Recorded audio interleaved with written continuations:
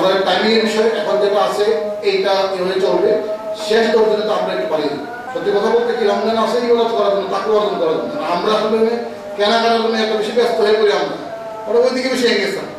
আর লোকজন পাড়াবি নেওয়ার বাদ দিয়ে কেনাকাটা করছে, বিশেষ করে 10 সন্তানের পরে তো আর দিতে পারবেন মানে বৃদ্ধি কম। কারণ কিছু চাল বিভিন্ন জায়গায় জায়গায় ওএমএস বিজিবি এগুলো দিচ্ছে, যার কারণে আমাদের এখানে চালের ঘাটতি কম, ওই হিসাবে আপনার আমদানি বেশি, সেল কম। রমজানে দোকান বন্ধ অথবা রোদের সমস্যা এটা একটু পরিবর্তন হবে কিনা হচ্ছে আমরা প্রতি সেক্টরে যেভাবে আমাদের হোলসেল এবং রিটেলের পার্থক্য আছে, সেই পার্থক্য আমরা করতেছি থাকে আমরা সহযোগিতা করবো। প্রয়োজন হলে এখানে তেল সরবরাহ করা হয়েছে, এটা আমাদের যে কোম্পানিগুলো আছে মেইন মেজর 8টা কোম্পানি, তার সাথে কথা বলতে হবে সাপ্লাই চেইনটা আমাদের অন্য সমস্যা থাকে।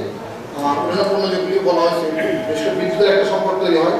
তো বিদ্যুতের এখন এমনিতেই লোডশেডিং চলতেছে, তারপরে তো এই সরবরাহ সরে থাকে, বিশেষ করে সেই এবং পিয়ার সময় ইফতারি হচ্ছে তারা বেশি, এটা আমরা এনশিওর করবো। আর বাজারের টাইমিং এর বিষয়ে এখন যেটা আছে এইটা এভাবে চলবে, শেষ পর্যন্ত তো আমরা একটু পারিয়ে দেবো। কেনাকাটার জন্য কেনাকাটা করে সেটা বাড়িয়ে দেবো ওই ধরনের জন্য, তারা বিষয় মধ্যে চলবে। আর আসলে রমজান আসে ইবাদত করার জন্য, সত্যি কথা বলতে কি রমজান আসে ইবাদত করার জন্য, তাকে অর্জন করার জন্য। আমরা আসলে কেনাকাটার জন্য একটা বেশি ব্যস্ত হয়ে পড়ি, আমরা ওরা ওইদিকে বেশি এগিয়েছেন।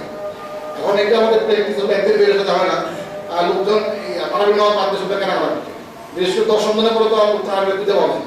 আর 20 সন্তান গেলে তো এরপর নাই, প্রথম দিকে টাকা পাওয়া যায় না, এসে দেখে দিলে 5 টাকা মসজিদ আছে, 1 টাকা ঠিক আছে, 1 টাকা।